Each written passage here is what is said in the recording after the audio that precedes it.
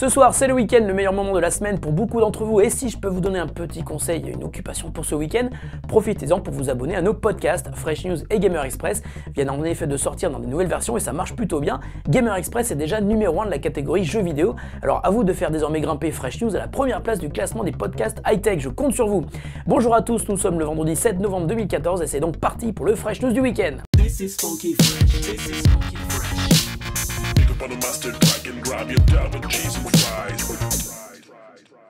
Au printemps dernier sortait Microsoft Office sur iPad, une nouvelle qui a sans doute ravi grand nombre d'utilisateurs puisque Microsoft revendique 40 millions de téléchargements pour les applis de sa suite sur tablette et apparemment ils vont désormais être beaucoup plus nombreux car l'éditeur a décidé de faire passer sa suite du payant au gratuit.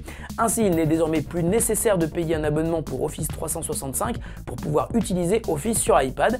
En revanche, pour travailler alternativement sur les mêmes documents sur PC et sur tablette, l'abonnement sera toujours nécessaire. À ce jour, Microsoft compte 7 millions d'abonnés à la suite Office 365 et la volonté de proposer Office pour un maximum de monde pour les appareils mobiles ne s'arrête pas là puisque Microsoft en a profité pour annoncer l'arrivée immédiate de Office sur iPhone et pour très bientôt sur Android.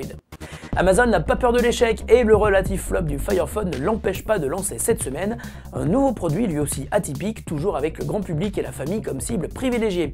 Amazon vient en effet de présenter Echo, un assistant vocal que l'on pourrait comparer à Siri, Cortana ou Google Now. La seule différence est que Echo se matérialise sous la forme d'un objet cylindrique destiné à rester à la maison. Une fois branché en Wi-Fi et sur le secteur, Echo peut être interrogé sur tout et n'importe quoi et comme il est doté d'un micro très puissant, on peut lui parler potentiellement depuis très loin dans une grande pièce. Les recherches s'effectuent en ligne et grâce à son haut-parleur intégré, Echo peut vous répondre mais aussi diffuser de la musique. Il est d'ailleurs capable de streamer des web radios. Il peut aussi être contrôlé via une application dédiée sur smartphone et tablette auquel il se connecte en Bluetooth. Actuellement, Echo est vendu $199 ou $99 pour les membres Amazon Premium, mais on ne peut l'acheter que sur invitation et apparemment uniquement aux États-Unis.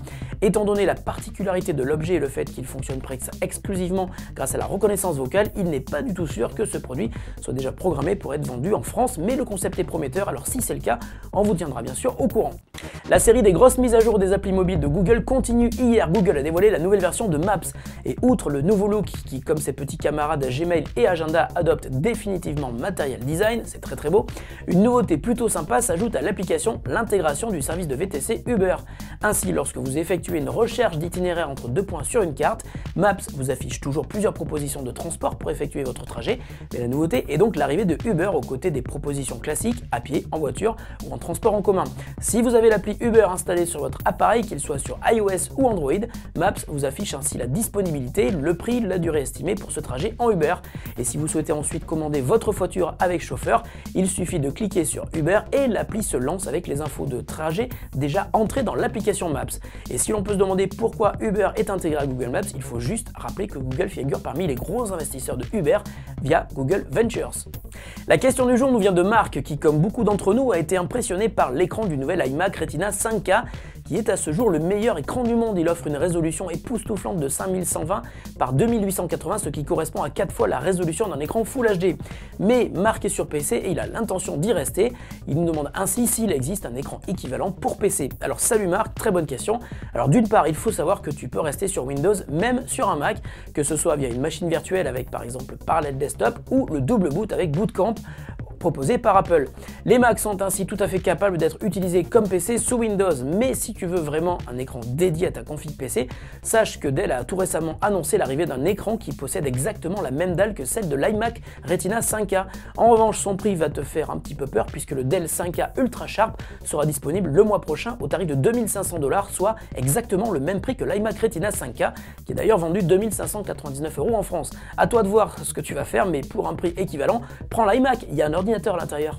Fresh News, c'est fini pour aujourd'hui pour cette semaine et attention, la semaine prochaine, la Freshbox sera un peu particulière car nous allons vous faire gagner des invitations pour la soirée des Golden Blog Awards qui aura lieu le 12 novembre à la mairie de Paris.